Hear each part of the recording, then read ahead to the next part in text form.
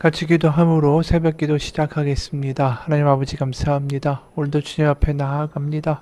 익숙함이나 습관이 아니라 하나님에 대한 목마름을 가지고 나아갈 때 누구든지 목마른 자는 나에게 와서 마시라.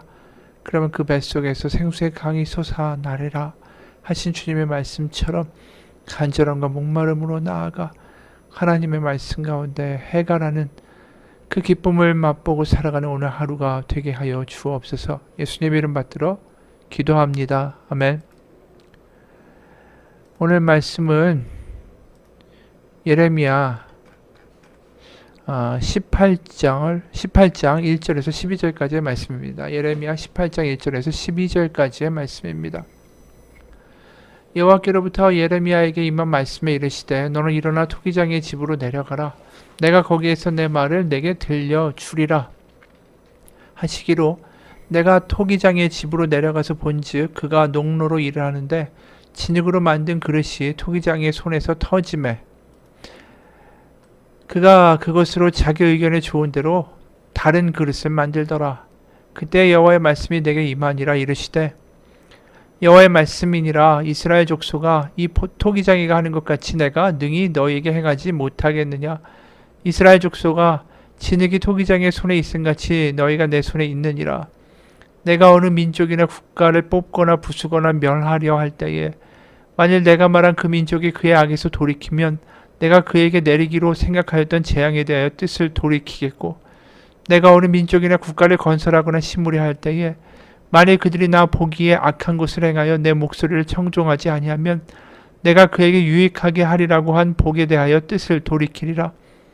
그러므로 이제 너는 유다 사람들과 예루살렘 주민들에게 말하여 이르기를 여호와의 말씀에 보라. 내가 너에게 재앙을 내리며 계책을 세워 너희를 치려 하노니 너희는 각기 악한 길에서 돌이키며 너희의 길과 행위를 아름답게 하라 하셨다 하라. 그러나 그들이 말하기를 이는 헛되니 우리는 우리의 계획대로 행하며 우리는 각기 악한 마음이 완악한 대로 행하리라 하느니라. 아멘. 오늘 본문은 토기장이의 비유에 대하여 말씀하죠. 실제로 이 토기장이에게 가라고 하나님이 말씀하십니다. 이 토기장이가 의미가 깊은 것은 이 아담, 바로 아담은 아다마, 흙으로부터 만들어진 피조물이기 때문이죠. 사람은 흙으로 만들어진 것입니다. 그래서 이 토기장이가 그릇을 만들면서 흙을 가지고 만들면서 그릇을 깨트리고 만들고 부수고 그 모든 것을 그의 손의 주권에 따라서 행하는 것처럼 하나님이 그 피조물인 인간과 특히 이스라엘 백성의 이 남유다를 다루심에 있어서도 하나님의 분명한 주인으로서의 주권이 있다라는 뜻입니다. 그래서 이 토기장이가 토기를 만드는 장면을 보면서 이렇게 이야기합니다. 4절 진흙으로 만든 그릇이 토기장이의 손에서 터지매 그가 그것으로 자기 의견에 좋은 대로 다른 그릇을 만들더라. 그러니까 만들다가 실패하면 다시 또 물을 묻혀서 다시 그 토기를 빚을 수 있는 그러한 주인의 어떤 선택이라는 것이죠. 그래서 6절에 보면 여호와의 말씀이니라. 이스라엘 족속아, 이 토기장이가 하는 것 같이 내가 능히 너에게 행하지 못하겠느냐. 이스라엘 족속아, 진흙이 토기장의 손에 있음같이 너희가 내 손에 있느니라.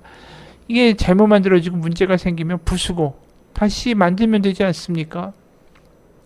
그것처럼 얼마든지 이 이스라엘에 문제가 있고 패역하고 이 엉터리가 된다면 얼마든지 다시 부수고 다시 만들 수 있다라는 뜻을 토기장을 통해서 하나님이 말씀하시는 것이죠.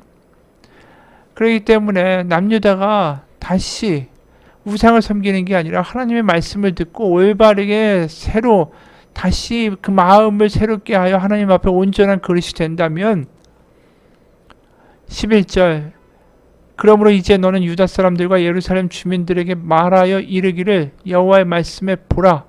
내가 너에게 재앙을 내리며 계책을 세워 너희를 치려 하노니 너희는 각기 악한 길에서 돌이키며 너희의 길과 행위를 아름답게 하라 하셨다 하라. 그러니까 악한 길에서 돌이키며 그들의 행위와 길을 아름답게 만들어낸다면 하나님이 굳이 이 토기 그릇을 부실 이유가 없으신 거죠. 그런데 12절에 보면 그러나 그들이 말하기를 이는 헛되니 우리는 우리의 계획대로 행하며 우리는 각기 악한 마음이 완악한 대로 행하리라 하느니라. 구약 성경에서 항상 많이 나오는 단어 중에 하나가 마음이 완악하다, 목이 뻣뻣하다라는 표현이에요. 그러니까 마음이 딱딱해서 아무것도 느끼지 못하고 목이 뻣뻣하다라는 것은 어떤 모양이냐면 짐승에게 이제 고삐를 채워가지고 원하는 방향으로 끌고 가려고 할 때에 목에다가 힘을 주고 자기가 원하는 방향으로 자꾸만 뻗팅기는 그 모습이 목이 뻣뻣한 짐승이다라고 말씀하는 그 대목이에요. 그래서 이스라엘 백성이 광야로 나왔을 때 여러 번 이 목이 뻣뻣한 백성이로다 이런 말씀을 하셨어요. 왜냐하면 가나안으로 이제 같이 가자, 동행하여 가자라고 하시는데 계속해서 이스라엘 백성은 목을 뻣뻣하게 세우면서 계속 애굽 쪽으로 자기의 머리를 돌리고 있는 것이죠. 그러면서 지금보다 애굽에 있을 때가 좋았는데 지금은 악한 것이다. 차라리 애굽에 있었던 날이 더 선한 것이다. 이렇게 목을 힘을 주고 버티던 시절이 바로 광야에서의 불평과 불만을 쏟아내던 그런 때였다라는 것이죠. 그러니까 남유다가 지금 하는 말이 딱 그거예요. 우리는 우리의 계획대로 행할 것이다. 여러분, 우리가 우리의 계획대로 행하는 것이 선이다라고 말할 수 있는 우리 가운데 선악을 구별할 수 있는 능력이 있습니까? 없죠. 코로나가 이렇게 닥쳐올 줄도 몰랐고 우리 내일 일도 알지 못하는 존재들 아닙니까? 그런데도 우리가 선악을 구별할 수 있다. 그것만큼 어리석은 이야기가 없죠. 결국 온전한 믿음은 하나님 앞에 목이 꼿꼿한 게 아니라 하나님이 옳습니다. 우리가 설사 지금 광야를 걷고 있다 할지라도 하나님 반드시 가나안으로 이끌기 위한 하나의 과정으로서 우리를 이끌어 가시는 것이지 이 광야가 최종 목적지가 아님을 내가 믿습니다. 하나님이 옳습니다 하고 순순히 따라가고 순종하며 동행할 수 있는 것은 믿음이다라고 말씀하는 것이죠. 그래서 나중에 이 토기장이와 질그릇에 대한 비유를 고린도후서 4장 6절과 7절에 이런 말씀을 하죠. 고린도후서 4장 6절 7절 어두운데 빛이라 말씀하셨던 그 하나님께서 예수 그리스도의 얼굴에 있는 하나님의 영광을 아는 빛을 우리 마음에 비추셨느니라. 우리가 이 보배를 질그릇에 가졌으니 이는 심히 큰 능력은 하나님께 있고 우리에게 있지 아니함을 알게 하려 함이라. 그러니까 우리가 하나님 앞에 온전한 마음이 되고 부족하지만 하나님 우리 연약합니다. 하나님의 선한 뜻을 구합니다라고 할 때 우리 질그릇 같은 우리 존재에다가 하나님은 성령, 보배를 부어서 바로 우리가 존귀케 되는 것, 우리 스스로의 존귀함이 아니라 하나님 우리 가운데 성령을 주시고 함께 하심으로 말미암아 우리를 존귀케 하시는 그런 역사를 이루셨다. 그걸 이제 사도 바울이 이야기하죠. 그러니까 항상 믿음의 전제조건은 뭐냐면 내가 질그릇같이 연약한 존재, 하나님 가운데 겸손한 존재, 하나님의 크심을 알고 나의 작음을 고백할 수 있는 매일매일의 삶이 믿음 가운데 굉장히 중요한 것이다 라는 것이죠. 우리 하나님과 줄다리기 하는 존재들이 아닙니다. 기도를 하면서 우리 가운데 가장 큰 응답은 우리가 기도해서 하나님이 그곳에 응답하시는 것도 가장 큰 응답이지만 기도하면서 하나님 안에서 내가 원하는 것을 포기하게 되는 것도 가장 큰 응답이에요. 왜냐하면 믿음에서 그만큼 더 자라나는 순간이 되기 때문이죠. 하나님이 옳다라는 것을 인정하고 고백하는 기도의 결실을 맺는 순간이 되기 때문이죠. 여러분, 믿음은 다른 게 아니에요. 순간 우리가 이해가 안 가고 순간 답답하다 할지라도 이것이 하나님의 보시기에 옳은 길이라면 그 길을 하나님이 옳습니다라고 걸을 수 있는 것이죠. 그 고백이 터져 나올 때까지 광야에서 40년 걸렸어요. 이스라엘 백성이 끝까지 고집을 부리다가 분명히 가나안으로 가는 방향이 옳지 않습니까? 그런데 끝까지 애굽이 옳다라고 우기면서 줄다리기를 하고 하나님이 옳다라는 하나님에 대한 항복선언을 하지 않았던 것이죠. 그러면서 그 광야에서 계속 연단 가운데 빚어가시는 거예요. 우리가 신약에서는 베드로라는 사람을 보게 되죠. 그는 어떻게 보면 천둥 벌거숭이 같은 사람이었어요. 예수님을 잡으러 오자 칼을 들고 그 대제사장의 종의 귀를 잘라버립니다. 그리고 자신은 예수님을 절대로 배반하지 않겠다라고 호언장담하던 사람이에요. 그랬던 이유가 뭘까요? 예수님에 대한 정말 사랑, 충성 때문이었을까요? 아니죠. 예수님이 자기가 원하는 방향으로 가고 계시다라는 확신 때문이었어요. 바로 자기가 원하는 방향이 뭡니까? 예수님이 다윗의 후손으로 그 땅 가운데 다윗의 왕국을 세우시고 자신은 그 왕국의 우편에 앉는 그 삶을 꿈꾸었다라는 것이죠. 그래서 더 열심을 낸 거고, 하나님, 예수님 정신 차리세요. 그 길로 가야 되지 않습니까? 자꾸만 십자가에 죽는다는 소리 하지 마세요. 그렇게 예수님을 자꾸 흔들었던 게 베드로였다라는 것이에요. 근데 예수님은 정반대의 방향, 바로 십자가의 길로 가버리신 거죠. 그리고 망연자실하고 있을 때 부활하신 예수님이 베드로에게 나타나셔서 3번 물으시죠. 네가 나를 사랑하느냐?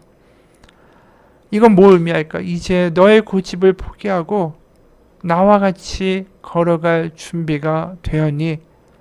이제 너의 생각이 죽고 이제 내 말이 들리기 시작하니, 이런 뜻이에요. 내 사랑합니다라고 베드로가 고백하는 순간 그때 무슨 이야기냐면 더 이상 내 고집이 아니라 하나님이 옳습니다. 예수님이 옳습니다. 예수님이 원하시는데 저도 가겠습니다. 드디어 거기서 자신의 고집이 깨어진 거죠. 완악함이 깨어진 거죠. 그리고 요한복음 21장 18절에 예수님이 베드로에게 이런 말씀하시죠. 내가 진실로 진실로 내게 이르노니 네가 젊어서는 스스로 띠뛰고 원하는 곳으로 다녔거니와 늙어서는 네 팔을 벌리니 남이 네게 띠띠우고 원하지 아니하는 곳으로 데려가리라. 여태까지 베드로의 삶이 그랬다라는 거예요. 자기가 원하는 대로 다른 사람들을 이끌어 가려고 하고 예수님도 그쪽으로 가게 하려고 하고 그랬던 삶인데, 이제 그 후반부에 예수님의 부활을 만나고 나서의 후반부의 삶은 자신의 뜻대로 하는 삶이 아니라 하나님이 이끌어 가시는 삶으로 살게 될 것이다 라는 것이죠. 박재현이라는 분이 있어요. 대화 코칭을 하는 분인데 이분이 사랑하면 통한다라는 책을 썼어요. 이제 교회에 나가서 신앙이 생기고 나서 얼마 안 됐을 때 아이하고 영화를 보고 있는데 전에 경험했다가 이제는 완전히 사라진 줄 알았던 공황 발작이 다시 일어났어요. 막 심장이 뛰고 막 어쩔 줄 모르는 거예요. 근데 왜 이런 공황 발작이 있었냐 하면 이분의 아버지가 늘 자식을 때렸고 학대했고 그래서 부모가 이혼했고 그러다 보니까 늘 뭔가 긴장하고 무슨 일이 생기면 어떻게 할까에 대해서 대비하면서 살았던 그런 삶의 그 순간순간들이 자신이 생존하려면 대비해야 된다. 이런 압박감이 공황 발작을 일으켰던 거죠. 그래서 고등학교 때 전철을 타면은 그 갇혀있는 공간 안에서 수많은 사람들과 같이 있는 상황이 공포가 된 거예요. 무슨 일이 어떻게 발생하면 내가 어떻게 대처할 수 있을까? 자기가 컨트롤할 수가 없는 상황이기 때문에 막 심장이 뛰고 불안하고 그래서 전철에서 여러 번 기절을 한 적이 많았대요. 그리고 나서 이제 세월이 지나고 결혼하고 그러면서 공황 발작이 나타나지 않으니까 이제 다 나았다라고 생각한 그때에 아이와 영화를 볼 때 갑자기 공황 발작이 나타난 거예요. 그러면서 온통 드는 생각은 내가 하나도 변한 게 없구나. 그러면서 불안해지고 자신에 대해서 이제 좌절하게 되고 죽고 싶다는 생각밖에 안 들더라는 거죠. 그런데 초신자였던 그녀가 그때 교회로 찾아가요. 그리고 기도실에 들어갑니다. 그리고 이제 매달릴 게 하나님밖에 없으니까 그 조그만 기도실에서 그 조그만 공간에 들어간다라는 것 자체가 이 공황 발작 있는 사람들한테 얼마나 대단한 일이에요. 할 수 없는 일이죠. 답답하니까. 그런데 거기에 가서 죽으면 죽으리라 하고 기도하기 시작했어요. 그럴 때 주님이 이 박지연이라는 분에게 주셨던 말씀이 베드로의 본문이었어요. 네가 나를 사랑하느냐? 네가 나를 사랑하느냐? 네가 나를 사랑하느냐? 그 말씀이 확 마음에 와닿으면서 이분이 마음이 깨져버렸어요. 내가 여태까지 주님 사랑한다라고 말했지만 그건 사실 내가 상담가로 유명해지기 위해서 그 소원을 이루기 위해서 기도하고 내가 그 소원이 이루어지는 것을 기대하는 바람을 믿고 있었던 거지 내가 주님을 사랑한 게 아니었구나. 그러면서 자신의 과거와 현재의 모습이 보여지기 시작했어요. 부모에게서 사랑받은 적이 없고 사랑이 뭔지도 몰랐고 그러면서 사람들한테 사랑과 인정을 받으려고 구걸했고 그렇게 부족한 자신이 아이한테 사랑이 뭔지 모르니까 자신의 부모가 했던 것처럼 똑같이 자기의 아이에게도 행하고 있었다라는 걸 깨닫게 된 거예요. 그러면서 야, 나는 사랑할 줄도 모르는 사람이고 사랑이 뭔지도 모르는 사람이고 난 이렇게 엉망인 사람이구나 라는 것을 고백하고 직면하게 된 거죠. 그러면서 신앙생활하면서 주님을 믿어가면서 사랑이 뭔지를 하나하나씩 깨닫게 됐어요. 그리고 쓴 책이 사랑하면 통한다라는 거예요. 이분의 간증을 보면서 무슨 생각을 했냐 하면 우리는 정말 아는 게 없다라는 거예요. 내일 일도 알지 못하고 사랑이 뭔지도 모르고 사랑을 어떻게 할 줄도 모르는 사람이다라는 거죠. 그게 절실하게 와닿았을 때 하나님 앞에 엎드리게 되고 그러면서 하나님을 믿게 되고 하나님이 나를 인도해 가실 것을 전적으로 신뢰하게 되는 거죠. 남유다가 그게 안 된 거예요. 끝까지 내가 옳다. 진정으로 자기가 문제가 심각한데도 그걸 몰라요. 내가 원하는 방향으로 가야만 한다. 베드로도 자신의 문제가 얼마나 큰지 몰라요. 하지만 내가 원하는 방향으로 예수님 가셔야 된다. 그렇게 고집했던 사람들이죠. 결국은 다 깨어져서 하나님이 옳습니다라는 고백으로 돌아오게 하나님이 만들어 가신다라는 거예요. 맞습니다. 하나님이 토기장이시지 내가 토기장이가 아니에요. 나는 진흙입니다. C.S. 루이스가 이런 말 했어요. 내가 예수님을 내 인생에 초대했을 때 나는 예수님이 내 인생의 집에 벽지를 새로 바르고 그림 몇 개를 새로 거실 줄 알았다. 그런데 예수님은 갑자기 내 인생의 벽을 때려 부수고 방을 만들기 시작하셨다. 나는 예수님께 소리 질렀다. 예수님, 저는 근사한 오두막을 예상하고 있었어요. 그러나 예수님은 나는 네 안에서 너의 인생 가운데 궁전을 짓고 있는 중이다 라고 말씀하셨다. 당신 하나님의 성전이다. 하나님께서는 당신 안에 거하기 원하신다. 그러나 하나님이 당신 안에서 살아가시려면 대대적인 보수 공사가 필요하다.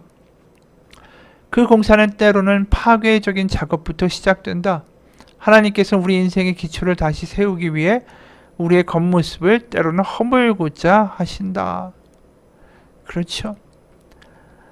우리가 하나님을 조종하고 하나님이 원하는 대로 내가 원하는 대로 반응해달라고 기도하며 살아가는 그 믿음에서 하나님은 반드시 하나님이 옳습니다. 하나님, 저는 아무것도 알지 못합니다.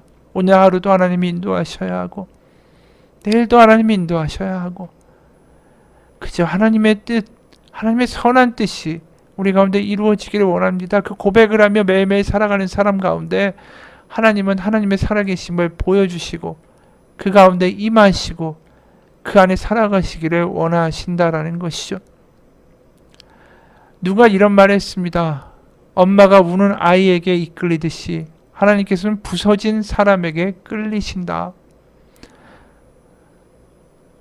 만일 하나님이 그때에 우리 가운데 오시기를 초청하고 하나님을 따르기로 작정한다면 하나님은 그런 당신을 다시 붙여 놓으실 것이다. 하나님의 거룩하심과 살아계심이 가장 선명하게 느껴질 때는 바로 우리가 그렇게 부서졌을 때이다. 같이 기도하겠습니다. 하나님, 우리는 부서지는 거, 깨어지는 거 싫어합니다. 그냥 익숙한 삶이 됐으면 좋겠고 나의 어려움과 나의 상처와 나의 과거와 나의 허물을 생각하고 떠올리기보다는 근사한 것으로 도배하고 없는 것처럼 살아가기를 원합니다. 우리가 가장 싫어하는 거, 깨어지는 거, 내가 통제할 수 없는 상황 가운데 놓이는 거. 하지만 하나님, 광야라는 경험을 통해서 이스라엘 백성은 자신들이 할 수 있는 것보다 놀라운 일을 하는 가나안의 정복전쟁을 이루게 됩니다. 하나님, 하나님의 선하심을 믿고 하나님이 나의 아버지 되심을 믿고 오늘도 하나님 앞에 항복하고 하나님이 옳습니다. 하나님 없이는 살 수 없고 오늘도 이겨낼 수 없습니다라는 간절한 고백 가운데 하나님의 살아계심을 맛보는 토기장의 능력을 맛보는 그런 오늘 하루가 될 수 있도록 주님 인도하여 주옵소서. 살아계신 우리 주 예수 그리스도의 이름 받들어 기도합니다. 아멘. 하늘에 계신 우리 아버지, 아버지의 이름을 거룩하게 하시며 아버지의 나라가 오게 하시며 아버지의 뜻이 하늘에서와 같이 땅에서도 이루어지게 하소서. 오늘 우리에게 일용할 양식을 주시고 우리가 우리에게 잘못한 사람을 용서하여 준 것 같이 우리 죄를 용서하여 주시고 우리 시험에 빠지지 않게 하시고 악에서 구하소서. 나라와 권능과 영광이 영원히 아버지의 것입니다. 아멘.